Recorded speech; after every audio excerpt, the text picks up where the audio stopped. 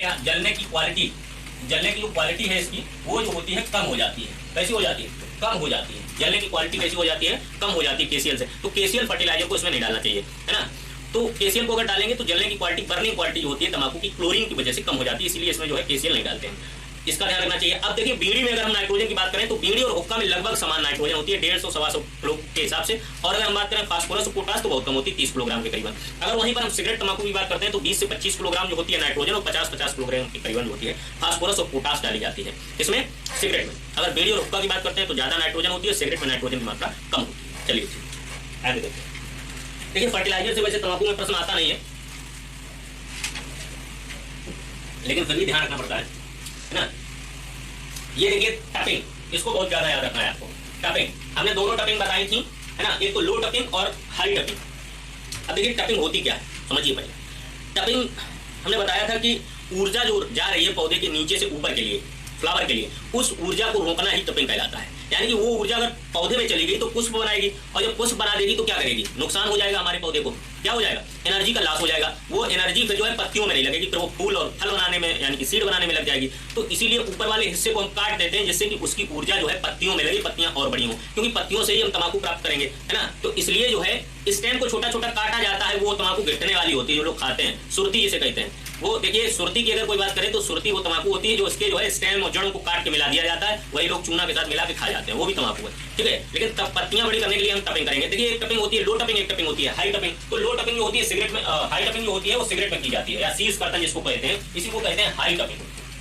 High टपिंग देखिए high टपिंग तंबाकू में यानी कि ऊपर के पुष्प को ही केवल काट देते हैं, केवल पुष्प को ही तोड़ दिया जाता है, तो this is known as high topping. और अगर लो टपिंग की बात करें तो पुष्प के साथ 2-3 पत्तियां और नीचे वाली काट देंगे, तोड़ देंगे, है ना। This is known as low topping. Low topping जो होती है हुक्का में की जाती है, आपकी बीड़ी में की जाती है। देखिए लिखा है इसमें पुष्पक्रम के साथ साथ दो छोटी ऊपरी वाली पत्तियां जो है ऊपर छोटी नहीं साथ में चलती है। देखिए कैसे चलती हैं अभी दिखाते हैं हम, देखिए किस प्रकार से।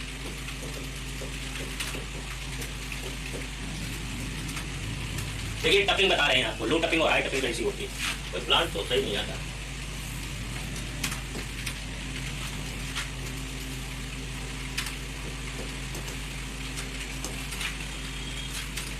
चलिए दिखाते हैं।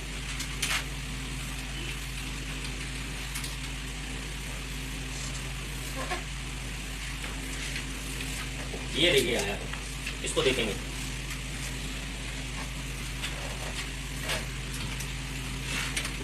ये देखिए ये इससे भी अच्छा है, ये देखो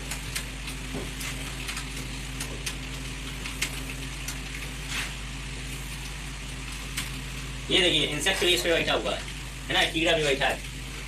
अब देखिए ये है टोबैको का प्लांट। अब इसका केवल अगर हम ये वाला भाग काट देंगे ऊपर, ये फ्लावर वाला, दिस इज नॉन एज ये केवल क्या कहलाएगा हमारा, जो ये वाला भाग हमने जो काट दिया है ऊपर वाला फ्लावर जहां पर है, this is known as high topping. और इसके साथ साथ अगर ये देखिए 2-3 पत्तियां हैं यहाँ पर, यहाँ से अगर काट देते हैं this is known as low topping. ये क्या कहलाएगी? लो टपिंग। केवल ऊपर वाले फूल ही काटेंगे दिस इज हाई टपिंग, और नीचे वाली पत्तियां भी साथ में 2-3 काटेंगे this is known as low topping. ये हुक्का बीड़ी में की जाती है, और जो हाई टपिंग होती है ये सिगरेट तंबाकू में की जाती है, ठीक है। तो ये एनर्जी डाइवर्ट करने के लिए किया जाता है टपिंग, ठीक है। चलिए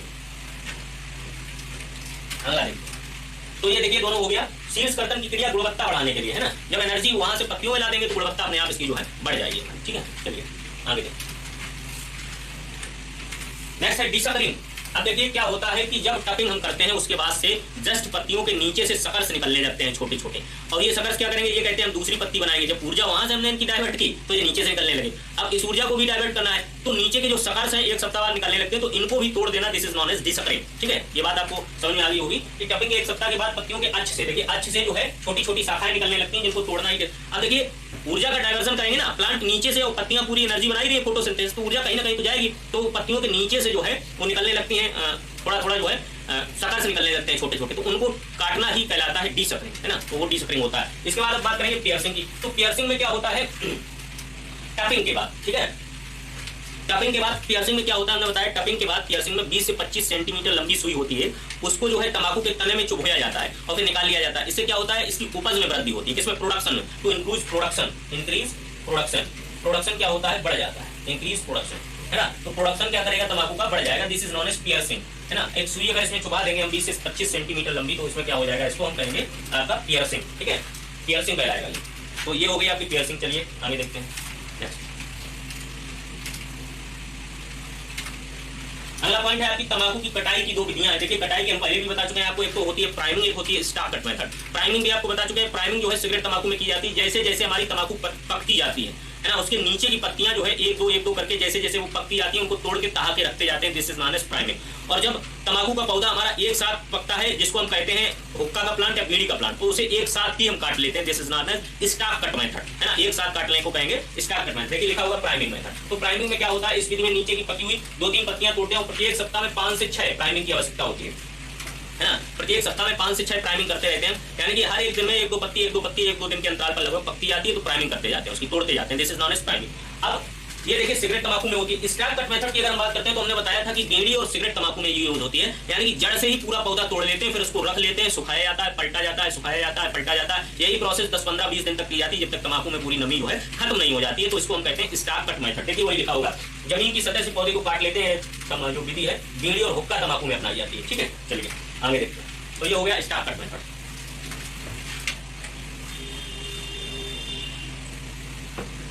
अब देखिए बीड़ी तंबाकू 140 से 150 दिन में पकती है तथा इसकी पत्तियों पर लाल भूरे धब्बे पड़ जाते हैं। देखिए जब बीड़ी तंबाकू पकती है 140-50 दिन में, तो इसकी पत्तियों पर कैसे धब्बे पड़ जाते हैं, लाल और भूरे, है ना। भूरे ज्यादा हैं, लाल तो खैर कम होते हैं, भूरे भूरे धब्बे जो है पक जाते हैं, तो उसे हम पकी हुई तंबाकू, देखिए आपको चित्र के माध्यम से हम दिखाएंगे कैसे धब्बे पड़ते हैं।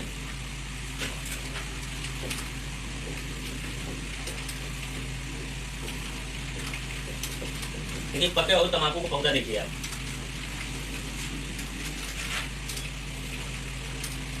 भूरे धब्बे देखिए कैसे पड़ेंगे।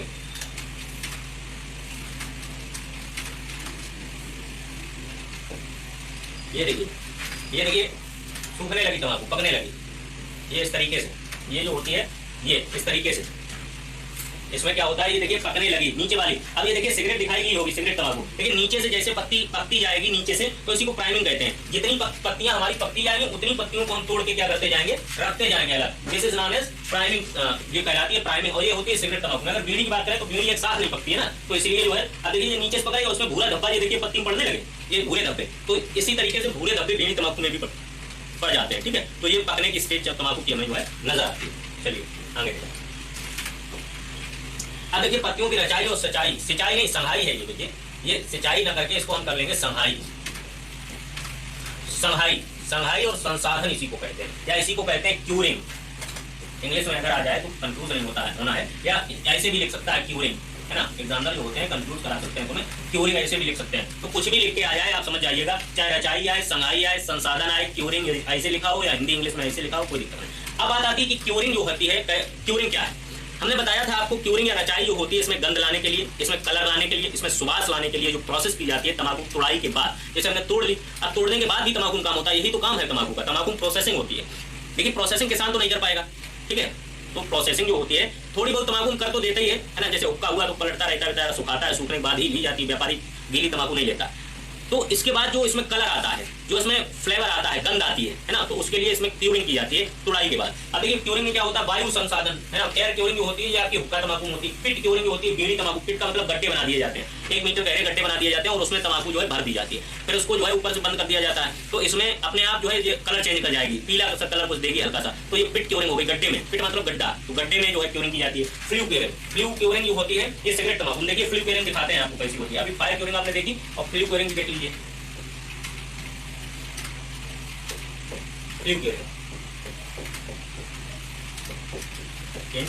देखिए फ्लिप कैसी होगी। देखिए फायर आपने देखी थी, फायर में क्या था कि धुआं निकल रहा था, और फ्लू क्यूरिंग में देखिए, फ्लू क्यूरिंग में भी इसी तरीके से होता है, लेकिन इसमें क्या होता है, इसमें टेम्परेचर थोड़ा कम रखा जाता है फ्लू क्यूरिंग में। इसका कोई बढ़िया सा इमेज जो है ये है, देखिए टेम्परेचर थोड़ा कम रहता है फ्लू क्यूरिंग में। ये देखिए एक सेट बनी होगी, इसमें ये अलग अलग करके जो है इसमें रख दिया गया है, दिस इज फ्लू क्यूरिंग, ठीक है ना। ये देखिए, ये दिख रहा होगा आपको, है ना, ये फ्लू क्यूरिंग है, अलग अलग रख देते हैं, हल्का सा टेम्परेचर, और खिड़कियां दरवाजे इसके खोल देते हैं। ये देखिए इनमें सब जो बने हुए हैं, इनमें सब पत्ते रखे हुए हैं तंबाकू के, है ना, और इनको थोड़ा टेम्परेचर हल्का सा दिया जा रहा है, तो ये क्यूरिंग हो रही है, फ्लू क्यूरिंग इसको कहते हैं। आगे देखेंगे फायर क्यूरिंग। फायर क्यूरिंग हमने आपको दिखाई दी थी, उसमें होती है जाफना तंबाकू में, है ना। दक्षिण भारत में जो जाफना तंबाकू होती है, ये भी पूछ सकता है जाफना तंबाकू कहाँ होती है, तो दक्षिण भारत में होती है। उसमें क्या होती है, फायर क्यूरिंग होती है। कौन सी क्यूरिंग होती है, फायर क्यूरिंग। और फ्लू क्यूरिंग जो होती है वो इसमें होती है। चलिए आगे देखिए, अगला पॉइंट आगे देखिए। फायर क्यूरिंग हमने जाफना तंबाकू बताया था, अब देखिए जाफना होती कहाँ है, दक्षिण भारत में होती है, ठीक है, तो ये बता दीजिए आपको। अब देखिए रचाई के विषय में हमने डेफिनेशन भी इसकी दे दी है। वह क्रिया है जिसके द्वारा उत्पादन में नमी, गंध और स्वाद, ये देखिए पॉइंट समझिए, स्वाद, लवणता, नमी, गंध, सुबास, है ना, फ्लेवर भी आता है इसमें, क्या आता है, फ्लेवर भी आता है, पैदा होती है तंबाकू में रचाई के बाद एक विशेष प्रकार का स्वाद आता है जो ग्लूकोसाइनिन, किसके कारण, ग्लूकोसाइनिन तत्व की उपस्थिति के कारण होता है। किस तत्व की उपस्थिति के कारण होता है, ग्लूकोसाइनिन। अब देखिए ग्लूकोसाइनिन तत्व की उपस्थिति के कारण इसमें क्या होता है, नमी होती है, गंध होती है, सुबास आती है, स्वाद आता है, लवणता आती है ना, नमी, गंध, स्वाद, सुबास, लवणता, ये सब किसके कारण आती है, रचाई के बाद कारण आती है। और रचाई हमने बताई थी क्या करते हैं, कहीं फ्लू क्योरिंग करते हैं, कहीं एयर क्योरिंग करते हैं, कहीं पिट क्योरिंग करते हैं, कहीं फायर क्योरिंग करते हैं, मतलब एक तरीके से उसमें जो है सूखने के बाद भी उसमें कलर लाने के लिए, स्वाद लाने के लिए, गंध लाने के लिए क्या किया जाता है, क्योरिंग। और ये ग्लूकोसाइनेट के कारण होता है, ग्लूकोसाइनिन के कारण होता है, ठीक है। तो ग्लूकोसाइनिन यहाँ पर लिखा हुआ है, चलिए आगे देखते हैं, ठीक है। तो रचाई आपकी हो गई, ध्यान से आप समझ लीजिएगा एक बार, है ना। अब बात आती है रंग का निर्धारण। देखिए रंग का निर्धारण कैसे तंबाकू में होता है, देखिए पीला रंग कैसे तंबाकू में आता है। ये भी प्रश्न कभी कभी आ जाते हैं कि 32 से 35 डिग्री सेंटीग्रेड टेम्परेचर होना चाहिए, कितना होना चाहिए, 32 to 35 डिग्री सेंटीग्रेड टेम्परेचर होना चाहिए, और 30 से 40 घंटे के लिए, है ना। तंबाकू में रंग लाने के लिए, पीला रंग लाने के लिए क्या करते हैं, 30 से 40 घंटे तक, जैसे तंबाकू की पत्तियों को 30 से 40 घंटे तक 32 से 35 डिग्री टेम्परेचर पर खिड़कियों को खुला छोड़कर रखने पर पत्तियों का रंग पीला हो जाता है। देखिए लिखा हुआ। देखिए जो क्योरिंग वाला मेथड है उसी में इसी को कर दिया जाता है। ये केवल एक ये स्पेशलाइजेशन दे दिया गया है कि रंग लाने के लिए क्या करते हैं। यही देखिए टर्म है, यही तंबाकू में पूछे जाते हैं और कुछ नहीं पूछा जाए। प्रोसेसिंग मेन है तंबाकू की, आप समझिए मोटा मोटा, सीडेड समझ लीजिए, और ऊपर जो है दक्षिण अमेरिका वगैरह, साइंटिफिक नेम वगैरह, है ना, टोबैकम स्पेसी और निकोटियाना टोबैकम जो होती है, और उसके बाद जो दोनों स्पीसीज है उसकी टोबैकम हो गई और रस्टिका हो गई, इन दोनों के विषय में थोड़ा समझ लीजिए। उसके बाद निकोटीन की मात्रा, उसके बाद जो है आ जाइए सीधे आप इसकी प्रोसेसिंग पर। तो प्रोसेसिंग में देखिए रंग का निर्धारण कैसे हो रहा है, जो 32 से 35 डिग्री सेंटीग्रेड है, 30 से 40 घंटे तक इसको रखेंगे इतने टेम्परेचर में। तभी हमने बताया था फ्लू क्योरिंग टेम्परेचर है इसमें, लेकिन धुआं वाला जो टेम्परेचर है जिसे फायर क्योरिंग, जलती हुई कहते हैं, तो वो जो है स्पेशल टाइप का दक्षिण भारत में जाफना तंबाकू में ही यूज होता है। और ये जो है आपका, इसको कहते हैं रंग का निर्धारण इसमें होगा 32 से 35 डिग्री सेंटीग्रेड में रंग आपका जो है पीला पड़ जाएगा तंबाकू का, है ना। तो इसी तरीके के रंग की जो है यूज की जाती है तंबाकू। अगला है रंग के स्तर करने के लिए 5 से 10 घंटे तक 49 डिग्री पर पत्तियों को रखा जाता है। अब देखिए ये पीला अगर नहीं आप जाना नहीं चाह रहे हैं, मतलब इसको कभी जो है ये खत्म नहीं होना चाह रहा पीला रंग, तो क्या करेंगे हम 8 से 10 घंटे तक इसको जो है 5 से 10 घंटे तक क्या करेंगे कि 49 डिग्री सेंटीग्रेड टेम्परेचर और बढ़ा देंगे, तो ये रंग जो है स्थायी हो जाएगा तंबाकू। देखिए रंग लाना है तो 32 से 35 डिग्री सेंटीग्रेड 30 से 40 घंटे के लिए। अगर उसी रंग को स्थायी करना है तो हम क्या करेंगे 49 डिग्री सेंटीग्रेड टेम्परेचर कर देंगे, तो 49 डिग्री सेंटीग्रेड। तो ये सब चीजें आपको जो है समझ में आनी चाहिए। इसके बाद अच्छी किस्म की तंबाकू का रंग जलने के बाद सफेद होता है, ये पॉइंट बहुत इंपॉर्टेंट है। देखिए सिगरेट अच्छी किस्म की तंबाकू है ना, तो सिगरेट जलने के बाद कैसी हो जाती है, सफेद। जो बहुत अच्छी सिगरेट होती है वो बिल्कुल सफेद हो जाती है। विदेशी लोग भारतीय सिगरेटों का इसीलिए प्रयोग नहीं करते हैं। विदेशी जो लोग हैं वो भारतीय सिगरेट इसीलिए नहीं पीते हैं क्योंकि यहाँ की तंबाकू जो होती है उसकी क्वालिटी थोड़ी, निकोटीन की मात्रा अधिक रहती है और वो ज़्यादा निकोटीन नहीं लेते, ठीक है। तो ये जो सिगरेट हुई या कुछ भी हुआ जो जलने के बाद एकदम सफेद हो जाए, अच्छी क्वालिटी तंबाकू है। लेकिन जलने के बाद बीड़ी आप देखिए काली हो जाती है, बेकार, है ना। तो ये क्वालिटी है कि जो अच्छी सफेद राख छोड़ेगी तंबाकू वो अच्छी है, जो सफेद राख नहीं छोड़ेगी वो खराब तंबाकू है। तो इतना आपको अंदाज इसमें जो है रंग को स्थायी करना, रंग निर्धारण करना, और जो है अच्छी किस्म की तंबाकू रंग जलाने के बाद सफेद हो जाता है, ये भी इतने पॉइंट आपको जो है याद रखना। अब बात करेंगे नेक्स्ट, अगला देखेंगे विद्यार्थियों हम पत्तियों का तीखापन, पत्तियों में पाई जाने वाली निकोटीन के कारण, ये तो सभी को पता होगा, तंबाकू में निकोटीन के कारण जो होता है तीखापन होता है पत्तियों में। इसके बाद हुक्का तंबाकू में पत्ती का चित्तीदार होना अच्छे गुण को प्रदर्शित करता है। देखिए पत्ती जो चित्तीदार होती है, जो उत्तर प्रदेश में हुक्का तंबाकू होती है उसमें पत्ती चित्तीदार होनी चाहिए पहले से ही, है ना। हल्की सी चित्ती, सफेद और हरा रंग लिए रहती है, हल्का सा सफेद, पूरी सफेद नहीं होती है, चित्तीदार होनी चाहिए, तो वो तंबाकू अच्छी होती है। अब इसके बाद आगे वाला प्रश्न है, ओरोबैंकी तंबाकू का प्रमुख खरपतवार है ओरोबैंकी, है ना। ओरोबैंकी पूर्ण जड़ परजीवी है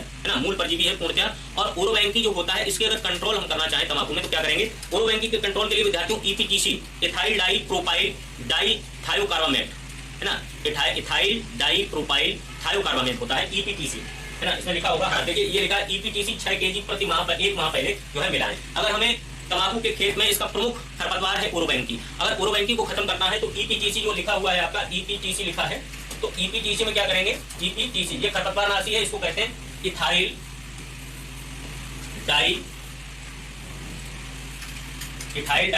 प्रोपाइल थायोकार्बामेट,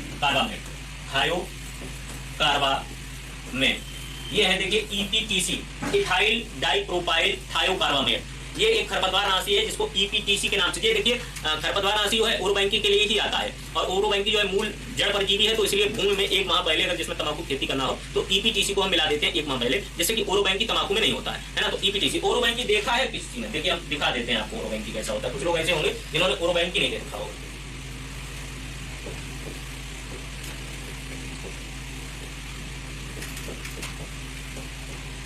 परजीवी है, पैरासाइट।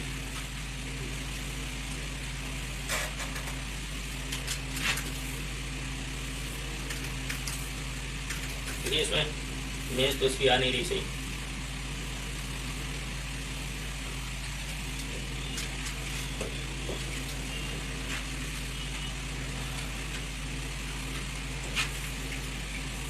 ये देखिए एक आध है इमेज इसमें, ये देखिए ये अलग से निकल रही है इस तरीके से।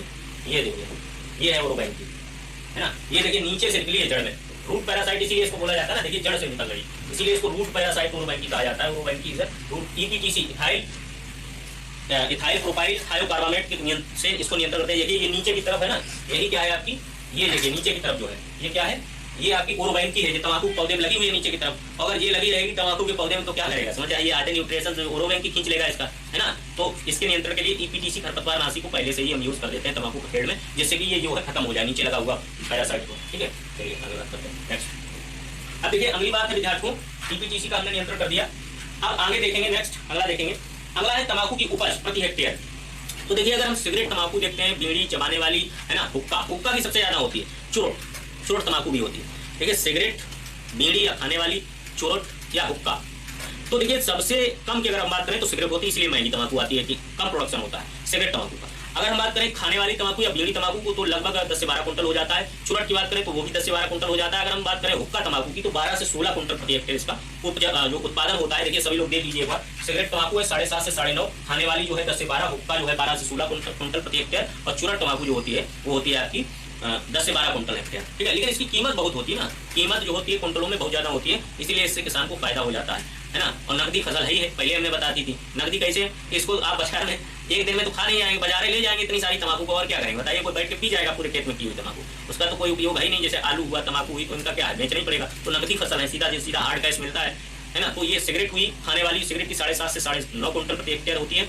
खाने वाली या बीड़ी की जो होती है 10 से 12 होती है, हुक्का की होती है 12 से 16, और चुरुट की होती है आपकी 10 से 12 कुंटल प्रति हेक्टेयर। ठीक है, तो ये आपकी तंबाकू की उपज होगी। चलिए आगे अगला देखेंगे।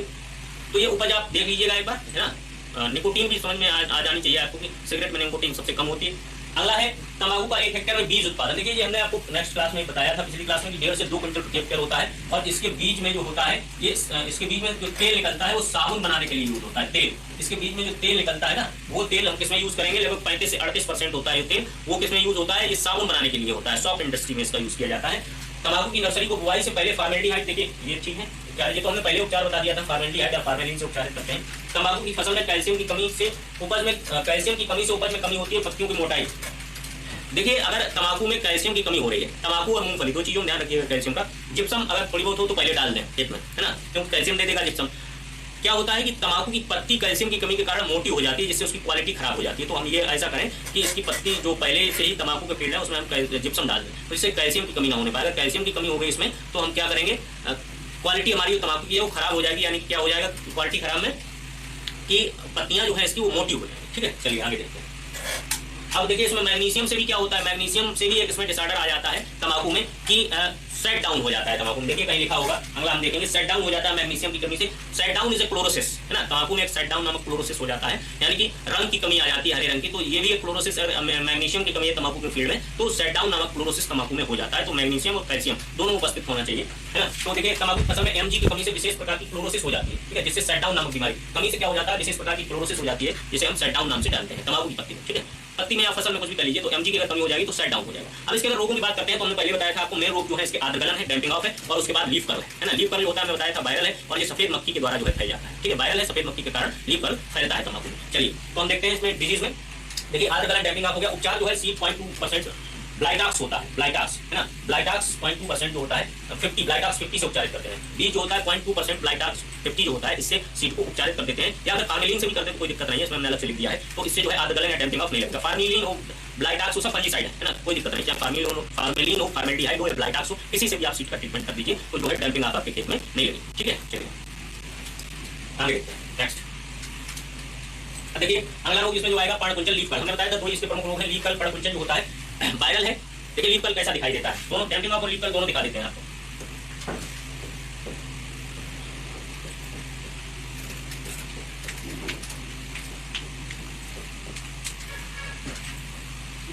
जैसा कि नाम है लीफ कर्ल, है ना, वायरल है, तो पत्ती घूम जाती है। ये देखिए दुर्दशा कर दी तंबाकू की।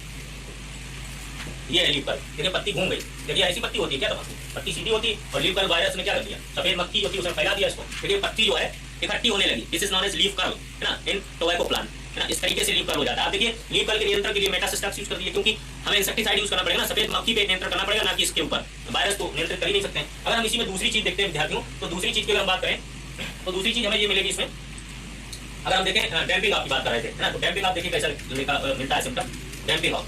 डैम्पिंग ऑफ अगर हम तंबाकू में देखेंगे तो डैम्पिंग ऑफ देखिए कैसा दिखाई देता है।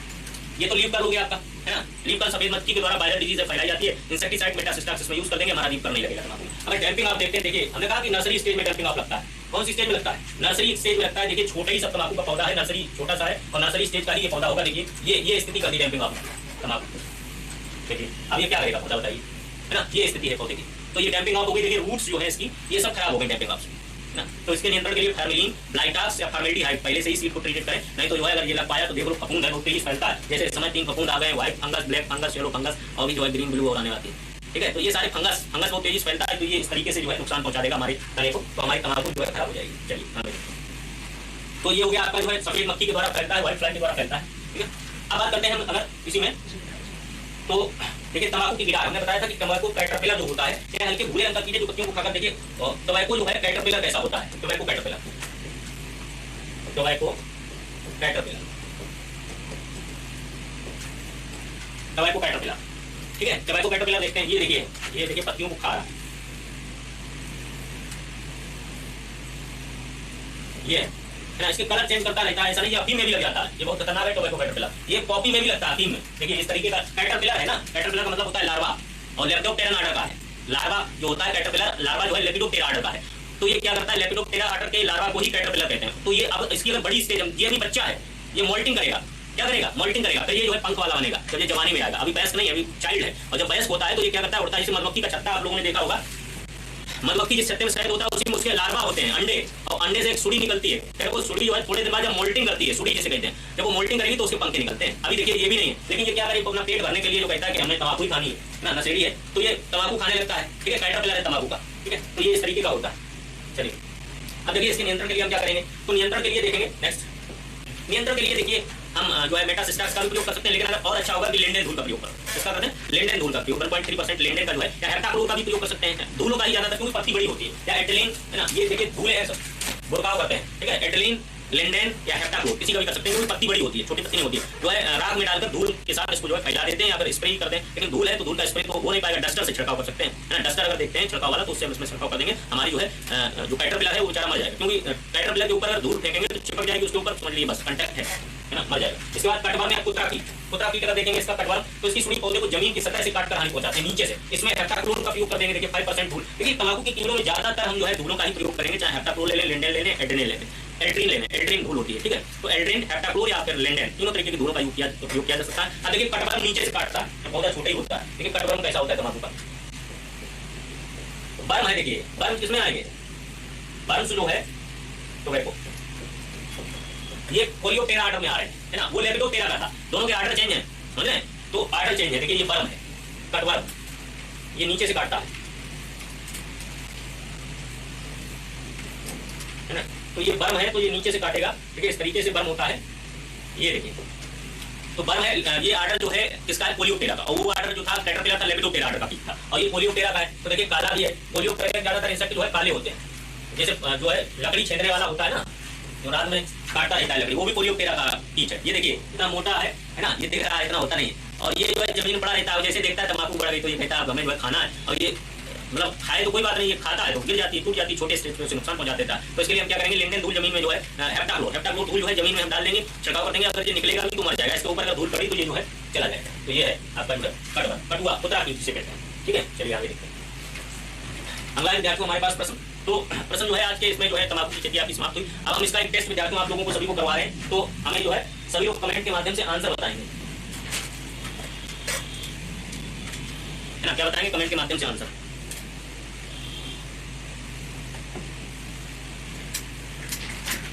है ना। सभी के आंसर भी हम पढ़ेंगे, टेस्ट होने वाला है, सभी लोग तैयार रहें। तंबाकू का ही वैसे बहुत सरल है, कोई कठिन नहीं है, हम उसी में से करा देते हैं आपकी जो है सिलेबस से ही। लेकिन अब हम जो टेस्ट बनाएंगे उसको थोड़ा ध्यान रखना, वो उसी सिलेबस से नहीं होगा, बहुत सरल नहीं होगा। ठीक है। तो टेस्ट आपका लेने के बाद फिर आपकी क्लास ओवर हो जाएगी, फिर अगली क्लास जो है हम कर लेंगे, है ना। तो देखिए तंबाकू को आई होप आपको खेती जो है समझ में आई होगी। ज़्यादा डाटा जो है क्लियर याद करने की कोशिश, हल्का फुल्का याद रहे बस इतना समझिएगा, नहीं तो बहुत ज़्यादा डाटा है ना? हमने लिखाया भी इसीलिए कम है। तो चलिए पहला प्रश्न देखते हैं। ये है ये क्या कर रहे हो तुम्हारा भी प्रश्न भी नहीं बोला तुमने, ऑप्शन है सही कर दिया। डिसकरिंग किस फसल से संबंधित है, देखिए आ गया। चलिए इसका ऑप्शन बताइए, सभी लोग आंसर बताएंगे। डिसकरिंग अभी बताया था हमने कि आफ्टर टपिंग के 1 सप्ताह के बाद डिसकरिंग की जाती है तंबाकू में, किसमें की जाती है? इमेज अटैचमेंट, ठीक है।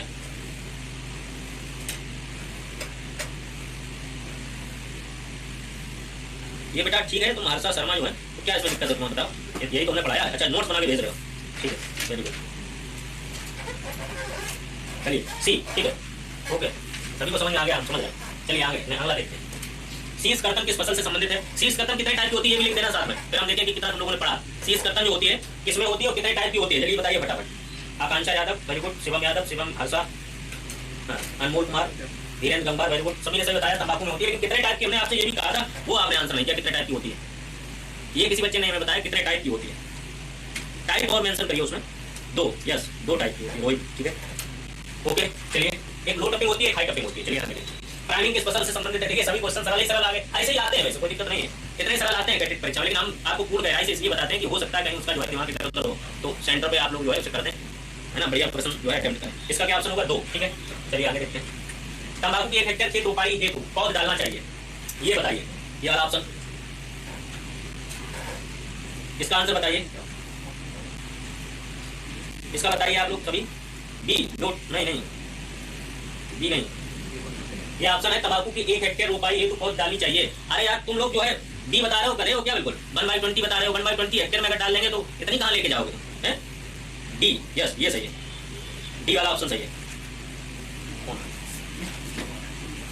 ठीक है, ऑप्शन नंबर डी सही है, वेरी गुड। 1/100 हेक्टेयर हमने बताया था ना कि उसका बावली घंटे, हम देखिए शब्दों में ही बाण चला जाते हैं, आप लोग समझने वाले जो होंगे समझ गए होंगे। हमने इसको बताया था उसी समय, हमने कहा 10,000 मीटर स्क्वायर ऑब्लिक 100 कर देंगे ना, तो उसको जो है हम कंप्लीट कर देंगे, ठीक है।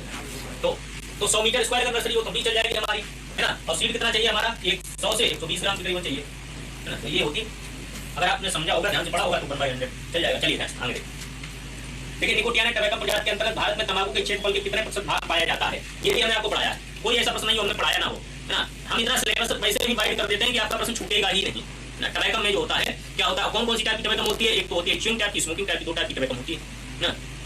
चलिए ये प्रश्न है आपके निकोटियाना टबैको जो होता है सी, वेरी गुड, सबसे पहले आंसर सी वाला जो दिया है हमें, तो बहुत लोग दे रहे हैं। चलिए सी 89%, और 11% जो होती है आपकी रस्टिका, जिसको हम कहते हैं निकोटियाना रस्टिका, ठीक है, वो 11% क्षेत्रफल में होती है। चलिए आगे देखते हैं। ओरोबैंकी है, ठीक है, ओरोबैंकी अभी हमने दिखाई थी तंबाकू के नीचे लगी हुई थी ओरोबैंकी। इसको नियंत्रण करने के लिए हम ईपीटीसी खरपतवारनाशी का जो है प्रयोग करते हैं, ईपीटीसी का। तो यह है पूर्ण मूल परजीवी, टोटल रूट पैरासाइट, है ना, पूर्ण मूल परजीवी, total root parasite. Option number A Shivam Gupta. ये क्या है? रश्मिका, अरे रश्मिका नहीं रस्टिका है भाई, ऐसे तुम लोग पढ़ते हैं। पूर्ण मूल परजीवी ओरोबैंकी है, ठीक है। चलिए आगे। तंबाकू की किस किस्म में निकोटीन की मात्रा सबसे कम होती है? ये देखिए बढ़िया क्वेश्चन है। तंबाकू की किस किस्म में सबसे कम निकोटीन होती है? लोएस्ट निकोटीन होती है। तो लोएस्ट की अगर हम बात करें, हमने आपको लिखाया था, ऑप्शन सभी लोग बताएंगे। 7वां प्रश्न का सभी ऑप्शन बताएंगे कौन सा सही है। ये तो नहीं है, यस संचित वर्मा, वेरी गुड, शिवानी, अमित बघेल, ठीक है, हरिओम इटावा, ठीक है। तो बी ऑप्शन सही हो जाएगा, सिगरेट तंबाकू। हमने बताया था ना 1.5 से 2.5% के करीबन होती है सिगरेट तंबाकू में, तो सिगरेट तंबाकू में कम है। चलिए आगे अगला है, नेक्स्ट है तंबाकू का प्रति हेक्टेयर कितना बीज पर्याप्त होता है? ये प्रश्न तो सभी को पता होगा, शायद ऐसा कोई हो जिसको ना पता हो। चलिए सभी लोग बताइए फटाफट। संदीप साहू, सिगरेट तंबाकू ये क्या है? सिगरेट ऐसे नहीं लिखा जाता है, सी से होता है, एस से नहीं होता है। चलिए तंबाकू का प्रति हेक्टेयर कितना बीज पर्याप्त होता है? सभी लोग बताएंगे। ए ऑप्शन हमारे पास आ गए सही, ए नमन जैन, ठीक है, ये ऑप्शन 100 से 120 ग्राम, ठीक है। नेक्स्ट अगला देखेंगे। अगला प्रश्न, अगला है बीड़ी तंबाकू रिसर्च सेंटर कहाँ है? ये तो ठीक है, बीड़ी तंबाकू रिसर्च सेंटर बताइए आप लोग सभी। बीड़ी तंबाकू रिसर्च सेंटर है आपका आनंद, गुजरात में, ऑप्शन नंबर ए सही है। अगला देखेंगे। तो इस प्रकार से आपके जो है 9 प्रश्न आपके जो है हो गए हैं। अब इसके बाद जो है अगली क्लास आपकी बहुत जल्द शुरू होगी, ठीक है। तो आपको हमने तंबाकू विषय बताया, उसका ऑब्जेक्टिव भी बताया, और अब जो है एक साथ जो फसलों के हम क्लास लेंगे फसलों की सभी की, तो उसमें इकट्ठा सभी फसलों के जो है एक साथ में जो है आपके ऑब्जेक्टिव करा दिए जाएंगे, उसका टेस्ट होगा, ठीक है। तो आप तैयारी बनाए रखिए, टेस्ट किसी भी समय हो सकता है।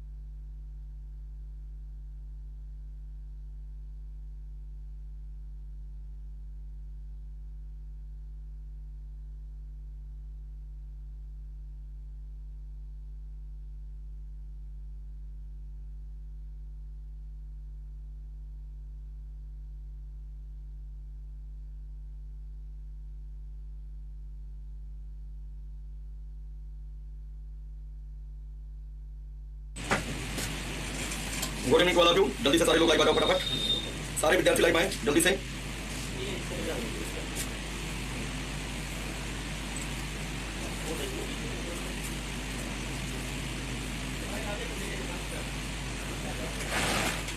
सारे लोग आ जाए। Good evening to all.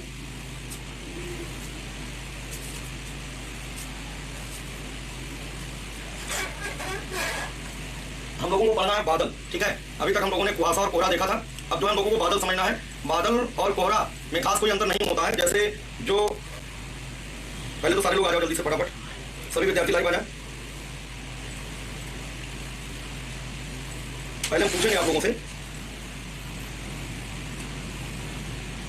जल्दी से आए सभी लोग।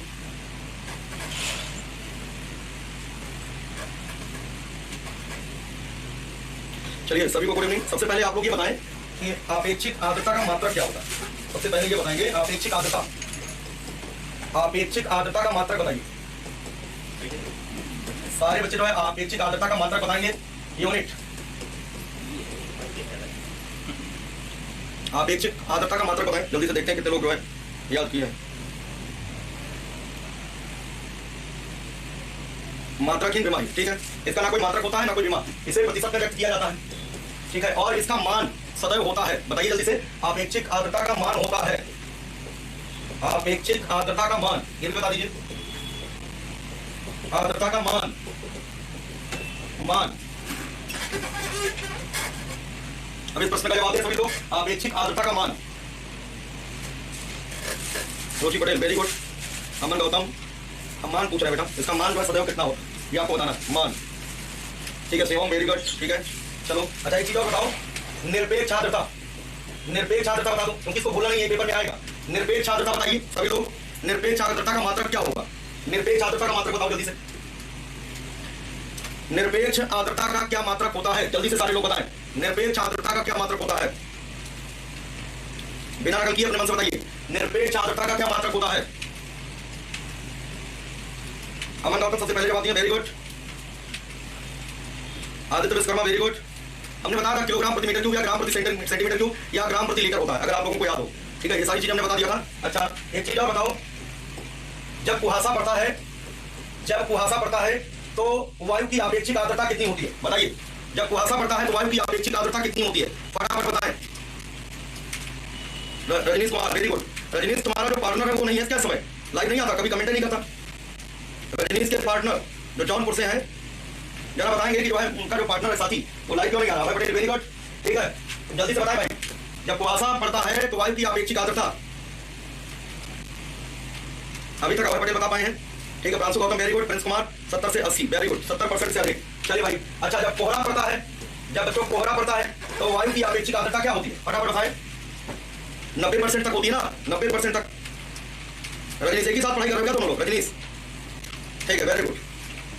लगभग सबको क्लियर है। तो कुहासा, कोहरा, ओस, ओसांग सब पता है, निरपेक्ष आर्द्रता और आपेक्षिक आर्द्रता सब क्लियर है। अब बच्चों हम लोगों को बादल समझना, बादल क्या है, बादल क्या चीज होता है ये चीज समझना। बादल और कोहरे में खास अंतर नहीं होता, बादल एक प्रकार का कोहरा ही होता है, बादल एक प्रकार का कोहरा होता है, बस ये ज्यादा ऊंचाई पर होता है। धरातल से ज्यादा ऊंचाई पर अगर कोहरा है तो उसे नहीं बादल कहते हैं। बादल और कोहरे में खास कोई अंतर नहीं है, बादल एक प्रकार का कोहरा है लेकिन वो ज्यादा ऊंचाई पर होता है, समझ बात की नहीं। और जब पृथ्वी के समीप जो है बादल होता है तो उसे हम कहते हैं कोहरा है, और ज्यादा ऊंचाई पर होता है तो उसे बादल कहते हैं। कुल मिलाकर के यही है। बादल भी वायु में वाष्पन के कारण जो जलवाष्प है, देखो जो वायु में जलवाष्प है बच्चों, जो वायु में जलवाष्प है उसके द्रवीभूत होने से, जो वायु में जलवाष्प है उसके द्रवित होने से, उसके संघनित होने से बादल बनता है, उसके संघनित होने से बादल बनता है। बादल भी वायु में जो वाष्पन के कारण से, ठीक है, नदी, झील, नहर, तालाब, यहाँ का पानी जो वाष्पित होकर के हवा में है, जो भाई पानी का वाष्पन हुआ होगा तभी तो जलवाष्प वायु में है। उसी जलवाष्प के संघनन के कारण से, जलवाष्प के हम कह सकते हैं कि उसके जो जलवाष्प है उसका उल्टी प्रक्रिया, जलवाष्प जब ठंडा होगा तो पानी में बदलेगा, मतलब द्रवीभूत होने के कारण से बादल बनता है, ठीक है। और बादल तथा कोहरे में कोई विशेष अंतर नहीं होता, बादल तथा कोहरे में कोई विशेष अंतर नहीं होता, केवल इतना ही अंतर होता है कि कोहरा पृथ्वी के धरातल के समीप होता है, जो कोहरा होता है पृथ्वी के धरातल के समीप होता है, लेकिन जो बादल होता है वो काफी ऊंचाई पर होता है। बस ये आपको ध्यान रखना है बेटा। जो है बादल एक तरीके से कोहरा ही होता है। ये जो बादल जो है जब पहाड़ों से टकराते हैं, और जब पहाड़ों से टकराते हैं तो घर्षण के कारण से कभी कभी बिजली गिरती है, कभी कभी आकाशीय विद्युत का नाम सुना होगा, ठीक है। जब जो है साउंड सुनाई पड़ती है तो वो बादल जो होते हैं पहाड़ों से टकराते हैं, और टकराने के बाद कभी कभी क्या होता है, घर्षण की वजह से बिजली गिरती है।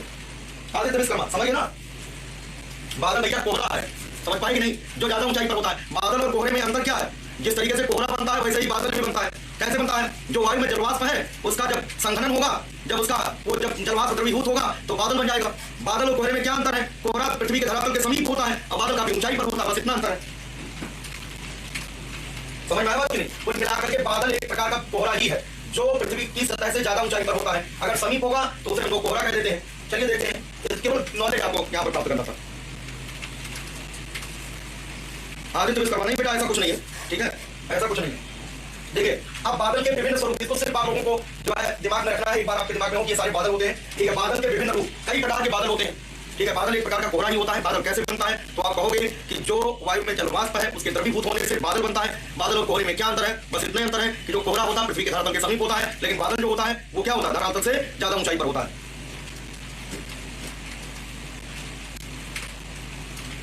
ठीक है, इतनी बात सबको समझ में आ गया। बादल के विभिन्न स्वरूप। अब देखिए पहले प्रकार का जो बादल है उसको कहते हैं पंखाकृति वाले बादल, ठीक है। पंखाकृति वाले बादल, इनकी ऊंचाई पूछा जा सकता है, क्या में ये पूछा जा सकता है, इनकी ऊंचाई 8 से 12 किलोमीटर होती है पृथ्वी की सतह से। बादल भी कई प्रकार के होते हैं, पूछा जा सकता है पंखाकृति वाले बादल। एग्रीकल्चर में पूछा जाएगा, फिजिक्स में तो नहीं पूछा जाएगा। एग्रीकल्चर सेक्शन में हो सकता है पूछ ले कि पंखाकृति बादल की ऊंचाई होती है 8 से 12 किलोमीटर, 8 से 12 किलोमीटर होती है, और ये ऊंचे और सफेद बादल होते हैं, ये ऊंचे और सफेद बादल होते हैं। पंखाकृति वाले बादल होते हैं वो ऊंचे और श्वेत होते हैं, इनकी ऊंचाई याद रखना 8 से 12 किलोमीटर होती है, ठीक है। इन बादलों से जो है वर्षा होने की संभावना 0 रहती है, ठीक है।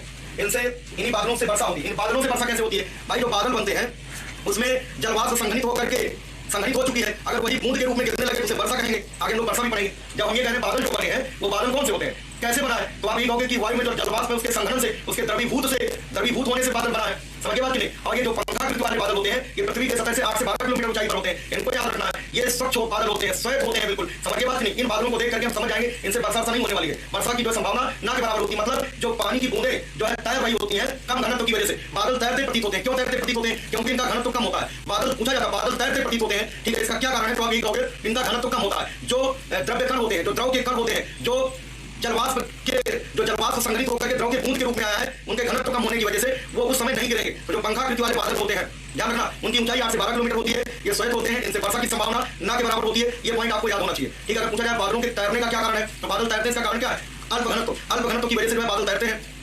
इतनी बात समझ में आया सभी को? ये पॉइंट सबको क्लियर हो गया होगा। आप जो है कभी कभी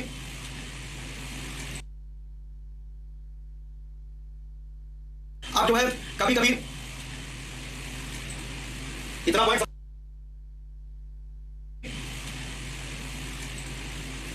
सबको क्लियर है, इतना नोट कर लो। पंखाकृति वाले बादल, बादलों के विभिन्न स्वरूप। बादल तो एक ही होता है लेकिन उसके स्वरूप अलग अलग होते हैं, अलग अलग रूपों में बादल हो सकता है। पंखाकृति वाले बादल अगर देखना तो समझ आना भाई कि इनसे वर्षा की संभावना ना के बराबर होगी।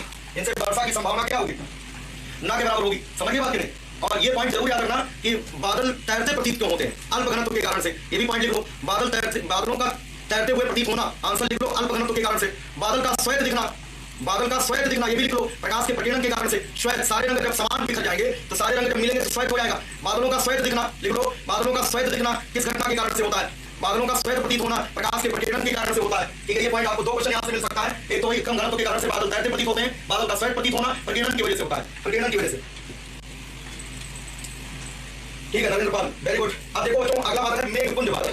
जो मेघपुंज वाले बादल होते हैं इनकी ऊंचाई जो होती है, इनकी ऊंचाई नोट करो 3 से 6 किलोमीटर। उनकी क्या थी, पंखाकृति वाले बादल जो थे वो 8 से 12 किलोमीटर ऊंचाई पर थे, और जो मेघपुंज बादल होते हैं इनकी ऊंचाई 3 से 6 किलोमीटर होती है। इनको भी आपको याद रखना, वो 8 से 12 होते हैं, मेघपुंज 3 से 6 किलोमीटर होते हैं। इनसे भी वर्षा की उम्मीद नहीं होती कि ये बादल बरसाएंगे ही, इनसे भी ये उम्मीद नहीं होती है कि बरसेंगे, बादल ही बरसता। बादल में जो है जलवाष्प की बूंदें द्रवीभूत होकर के तैर रही है कम घनत्व के कारण से। अगर वो गुरुत्वाकर्षण के कारण से गिरने लगे, ग्रेविटी की वजह से, उसे वर्षा कह देते हैं। उसे क्या कह देते हैं, वर्षा। तो 8 से 12 किलोमीटर ऊंचाई पर पंखाकृति वाले बादल होते हैं, मेघपुंज जो होते हैं 3 से 6 किलोमीटर ऊंचाई पर होते हैं। इन दोनों बादलों से वर्षा की संभावना ना के बराबर होती है। चलिए आगे बढ़ते हैं, नेक्स्ट याद रखना 3 से 6 किलोमीटर, ठीक है। इसके बाद बच्चों जलद पटल वाले बादल क्या होते हैं, इनका रंग हल्का भूरा होता है और इनकी ऊंचाई लगभग 1 से 3 किलोमीटर के बीच होती है। ये पॉइंट ध्यान रखिएगा। तो ऐसे बादल जिनकी ऊंचाई धरातल से, पृथ्वी के धरातल से 1 से 3 किलोमीटर के बीच होती है तो इन्हें जलद पटल कहते हैं। और ऐसे बादलों कभी हल्की छींटे जो पड़ती है, जब कभी पानी बरसता है लेकिन जो छींटे आती है, बहुत तेजी से बारिश नहीं होती है, बड़ी बूंदें नहीं गिरती है, बहुत महीन बूंदें गिरती है, ठीक है। तो ऐसे जो बादल होते हैं इनको जलद पटल कहा जाता है। इनकी ऊंचाई नोट कर लीजिए 1 से 3 किलोमीटर के बीच होती है, 1 से 3 किलोमीटर के बीच होती है। विभिन्न आपका नाम खूब आ रहा, नाम आपका आ रहा है, ठीक है, कमेंट नहीं पढ़ेंगे तो पढ़ाएंगे क्या, ठीक है, विपिन कुमार आपका कमेंट मैं देख पा रहा हूँ, परेशान ना हो, ठीक है। जलद, यहाँ पर जलद पढ़ याद रखिएगा, इनकी ऊंचाई 1 से 3 किलोमीटर के बीच होती है और इनसे कभी कभी वर्षा के छींटे पड़ने लगते हैं, ठीक है, मतलब इस तरीके से जैसे पानी को फुहारा जाता है, महीन महीन जो है बूंदें निकलती हैं, उस तरीके की जो है छींटे पड़ती हैं, तो ये ऐसे बादल को बोलते हैं जलद पड़ल कहते हैं। इनकी ऊंचाई जो है 1 से 3 किलोमीटर के बीच होती है, 1 से 3 किलोमीटर के बीच होती है,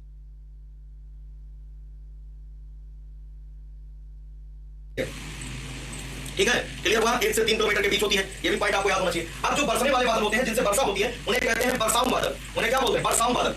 समझ में आ रहा कि नहीं? कौन कौन सा बादल हमने बताया, बताओ भाई जल्दी से, सभी बादलों की ऊंचाई बताइए जितना हमने बताया। एक पंखाकृति वाले बता दिया, ठीक है, दूसरा क्या बताया जल्दी बताओ फटाफट, दूसरा बादल कौन सा है? अभय पटेल बिल्कुल सही कह रहे हैं, फुहारी वर्षा, फुहार आता है, पानी की फुहार जैसी गिरती है, ठीक है, जलद पड़ल वाले से 1 से 3 किलोमीटर ऊंचाई होती है, ठीक है। और ये चौथा है बरसाऊ बादल। बताओ पहला और दूसरा कौन कौन से बादल बताया, पहले और दूसरे बादल का नाम बताओ और उनकी ऊंचाई बताओ धरातल से। उन दोनों बादलों से वर्षा की संभावना ना के बराबर होती है। जलद पड़ल से तो एक बार जो है छींटे पड़ती भी रहती है, ठीक है, मेन जो बादल होता है बरसने वाला वो बरसाऊ बादल होता है, ठीक है, वेरी गुड। दूसरा है मेघपुंज या मेघ बादल, बिल्कुल सही, ठीक है, बहुत बढ़िया, ऐसे नोट बनाओ भाई, ठीक है। पंखाकृति वाले इनकी ऊंचाई नोट कर लो और मेघपुंज की ऊंचाई नोट कर लो, जलद पड़ल की जो है ऊंचाई नोट कर लो, ऐसे ही सबको नोट करना, ठीक है। और इसी तरीके से बरसाऊ बादल, बरसाऊ बादल ये क्या है? बरसने वाले काले बादल होते हैं, ये बरसने वाले काले बादल होते हैं, काले बादल होते हैं, ये काफी दूर तक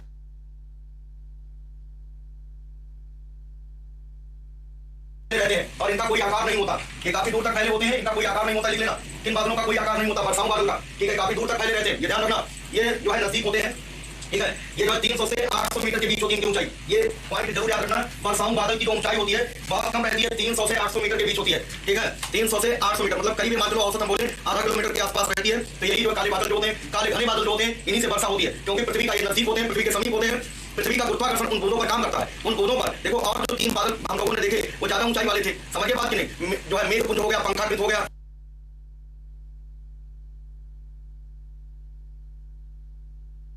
ये जो बादल है जलद पड़ल हो गया, एक तरीके से ऊंचे हैं, लेकिन ये जो बादल है बरसाऊ बादल, ये पृथ्वी के समीप होता है। इनकी जो बूंदे हैं, इनकी जो बूंदे हैं, जब तक बादल एक प्रकार का कोहरा ही होता है, इसका मतलब जलवाष्प संघनित होकर के जल की बूंदें तो तैर रही है ना, तो उन पर पृथ्वी का गुरुत्वाकर्षण लगता है, गुरुत्वाकर्षण लगने की वजह से वो बादल की जो बूंदे हैं, ठीक है, बादल जिन बूंदों से मिलकर के बना है वो बूंदे गुरुत्वाकर्षण के कारण से गिरती है, ठीक है, इनसे वर्षा होती है, ठीक है, ध्यान देना। ये काफी दूर तक फैले रहते हैं, उनका कोई आकार नहीं होता, अधिकतर इन्हीं बादलों से वर्षा होती है, इन्हीं बादलों से क्या हो जाती है? वर्षा हो जाती है, समझिए बात नहीं? बिल्कुल सही, यही मेन बरसने वाले बादल हैं, ये बरसाऊ बादल है, इनकी ऊंचाई 300 से 800 मीटर के बीच होती है, नोट कर लेना। बरसाऊ बादल कौन कौन से बादल आपने पढ़ा, एक बार फिर से दिमाग में रखिए, सबकी ऊंचाई आपको दिमाग में आना चाहिए, बस ये पूछा जा सकता है। बादल और कोहरे में खास अंतर क्या है? एक महत्वपूर्ण अंतर है बस ऊंचाई का, जो पृथ्वी के समीप होगा तो कोहरा पृथ्वी के समीप होता, बादल थोड़े से ऊंचाई पर होते हैं, बस इतना अंतर होता है। 4 प्रकार के बादल हम लोगों ने देख लिया, समझिए बात नहीं? सबकी ऊंचाई देख लिया, ठीक है। बरसाऊ बादल से कि पानी बरसता है, समझिए बात नहीं? जलद पड़ल से जो है वर्षा की छींटे पड़ने लगती हैं, 1 से 3 किलोमीटर की ऊंचाई होती है इसकी, समझिए बात नहीं? इतना आपको याद होना चाहिए।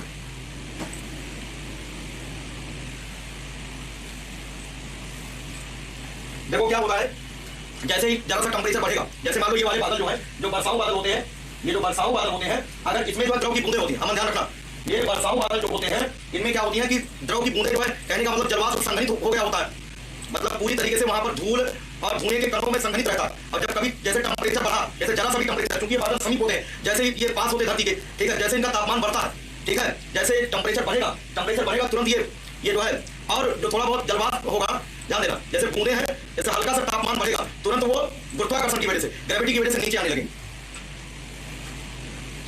ठीक है। इतना पॉइंट आपको याद रखने की जरूरत है, ज्यादा कुछ नहीं, ठीक है। क्लियर है सभी को? ये पॉइंट नोट कर लेना, इनकी ऊंचाई 300 मीटर से